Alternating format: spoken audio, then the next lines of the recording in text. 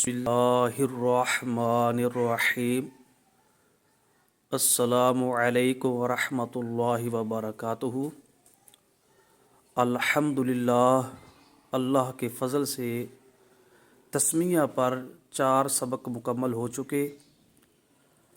आज 5वां सबक आप समाअत फरमाएंगे। इस 5वें सबक में वक़फ़ बिर रोम कैसे करेंगे, इसी तरह यहाँ से वसल कैसे किया जाएगा, वसल की तारीफ़, वसल की अक़साम, उसकी वज़ाहत। यहाँ पर अगर वक्फ़ करेंगे तो इब्तिदा कैसी होगी, इब्तिदा की सूरतें, इब्तिदा की अक़साम, वज़ाहत, ये आज आप समाअत फरमाएंगे। तो वक्फ़ बिर रोम किसे कहते हैं, ये किस जगह हो सकता है, किस जगह नहीं हो सकता, और कौन इसको महसूस कर सकता है, कौन इसको महसूस नहीं कर सकता,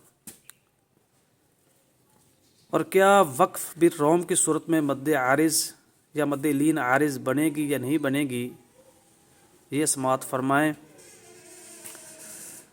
वक्फ़ बिर रोम से मुराद है कि मौक़ूफ़ अलैहि कलिमा के आखिरी हरफ की हरकत का तीसरा हिस्सा पढ़कर वक्फ़ करना। मौक़ूफ़ अलैहि कलिमा यानी वो कलमा जिस पर वक़फ़ किया जा रहा है, उसके आखिरी हरफ की हरकत का तीसरा हिस्सा पढ़कर वक़फ़ करना वक़फ़ बिर रोम है। ये आप मिसाल के तौर पर इस कलिमा को समझें, ये मौक़ूफ़ अलैहि कलमा है, यानी इस कलमे पर हमने वक़फ़ करना है। इसका आखिरी हरफ है मीम।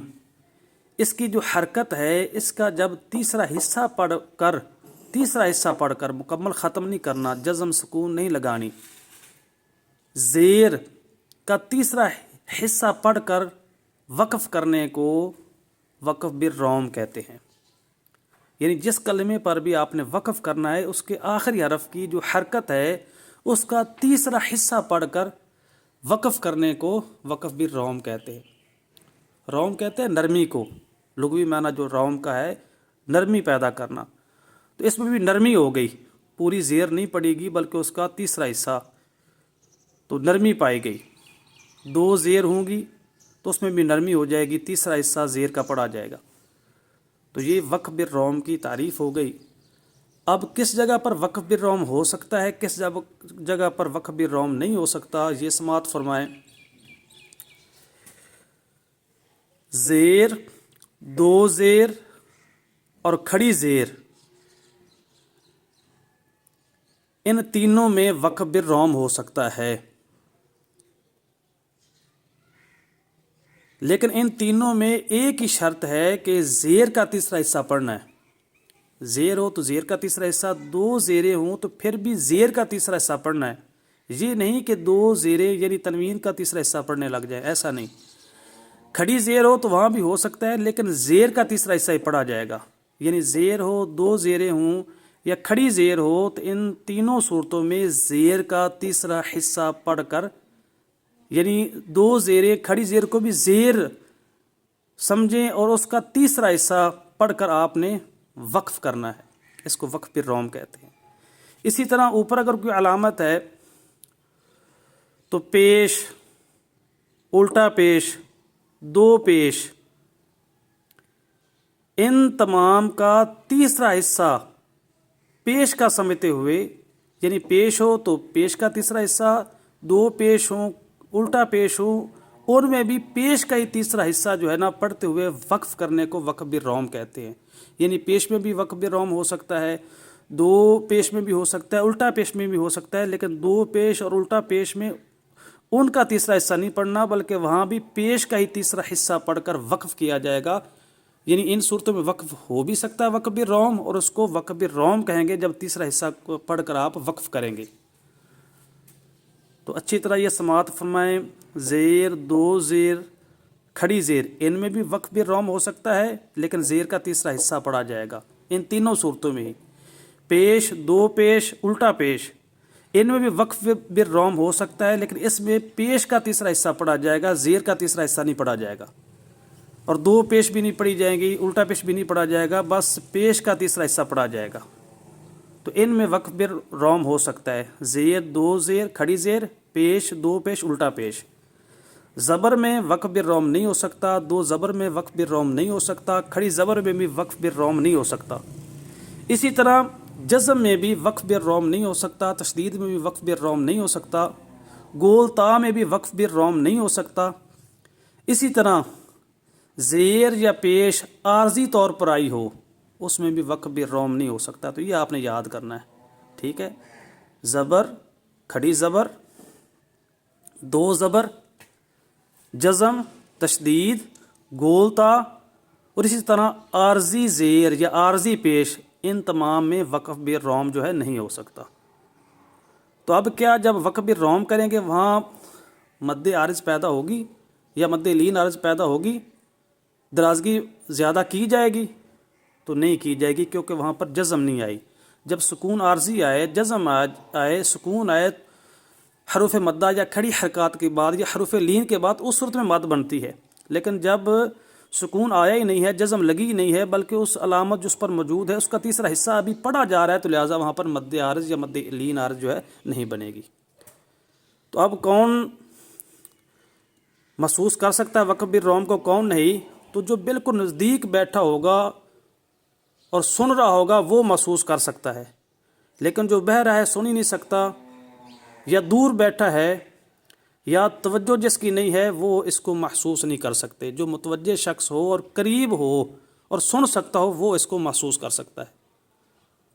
تو وقف بالروم بھی ہو سکتا ہے، لیکن وہ وضاحت آپ پچھلے سبق والی یاد رکھیں کہ کیفیت وقف کے اعتبار سے 8 اقسام ہیں: وقف بالاسکان، وقف بالسکون، وقف بالتشدید، وقف بالاثبات، وقف بالابدال، وقف بالروم، وقف بالاشمام۔ یہ جتنی بھی اقسام ہیں، یعنی ان میں سے کوئی ایک چیز ہی ہو سکتی ہے، یہ 8 یا جتنی بھی اس کی اقسام ہے وہ ایک وقت میں سب جو ایک جگہ پر جمع نہیں ہو سکتی۔ اسی طرح وجوہات وقف کے اعتبار سے جو 4 اقسام ہیں وقف کی، وقف اختیاری ہے، وقف اضطراری ہے، وقف اختباری ہے، وقف انتظاری ہے، یہ چاروں ان میں سے کوئی ایک تو ایک وقت میں ہو سکتی ہے، لیکن چاروں جمع نہیں ہو سکتی۔ اسی طرح محل وقف کے اعتبار سے جو وقف کی 4 اقسام ہے، وقف تام ہے، وقف کافی ہے، وقف حسن ہے، وقف قبیح ہے، وہ چاروں ایک وقت میں جمع نہیں ہو سکتی، ان میں سے کوئی ایک ہی ہو سکتا ہے۔ ہاں یہ ضرور ہو سکتا ہے کہ کیفیت وقف کے اعتبار سے جو 8 اقسام ہیں ان میں سے کوئی ایک بھی ہو، وجوہات وقف کے اعتبار سے جو 4 اقسام ہیں ان میں سے بھی کوئی ایک ہو، اور اسی طرح محل وقف کے اعتبار سے جو 4 اقسام ہیں ان میں سے بھی کوئی ایک ہو، تو اس طرح جمع ہو سکتے ہیں۔ یعنی ان تینوں میں سے کوئی ایک ہو، اسی طرح وجوہات وقف کی اقسام میں سے کوئی ایک قسم یہاں ایک وقت میں ہو سکتی، اس طرح کیفیت وقف کے اعتبار سے جو 8 اقسام ان میں سے کوئی ایک، تو یہ جمع ہو سکتی ہیں۔ لیکن ایک ہی صورت کی جو اقسام ہیں وہ سب اقسام جو ہے نا ایک وقت میں جمع نہیں ہو سکتی کسی ایک جگہ پر۔ تو یہ تھوڑی سی گہری بات ہے، توجہ کریں گے تو سمجھ آ جائے گی۔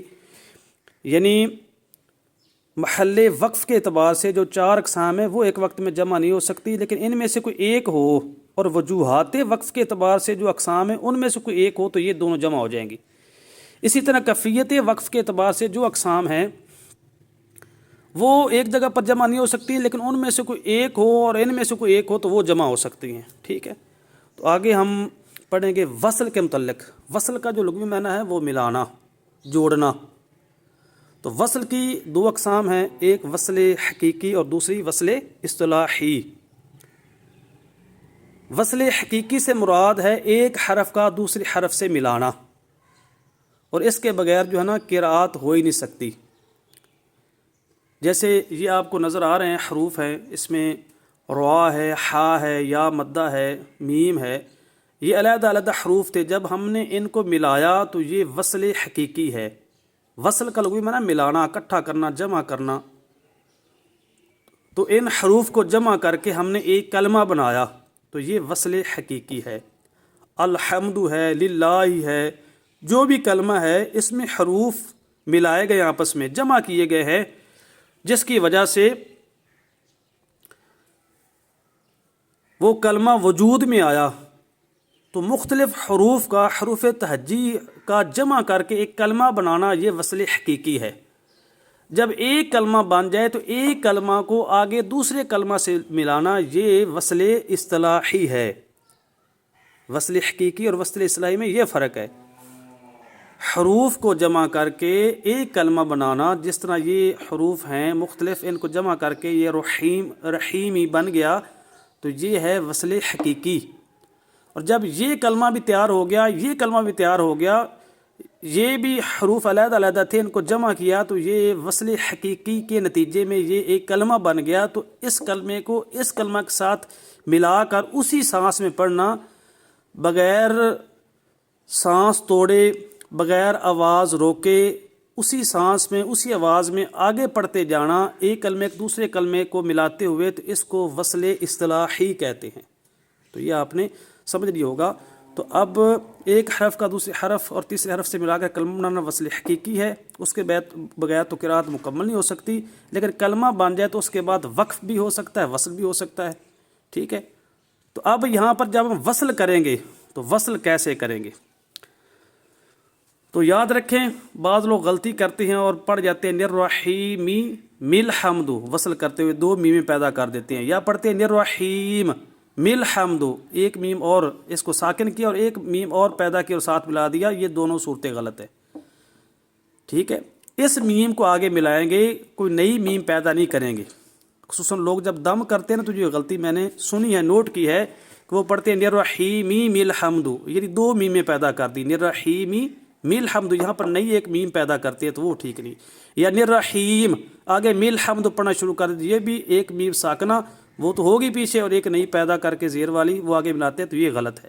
تو جب آپ نے وصل کرنا ہے، دم میں کیا بھی جاتا ہے، کسی کو دم کرنا ہو تو نررحیم الحمد، نررحیم الحمد، یعنی ہی پڑھ کر آگے میم کو ملاتے ہوئے، میم کو آگے ملاتے ہوئے اسی طرح پڑھتے جائیں گے، کوئی نئی میم جو ہے یہاں پر پیدا نہیں کریں گے۔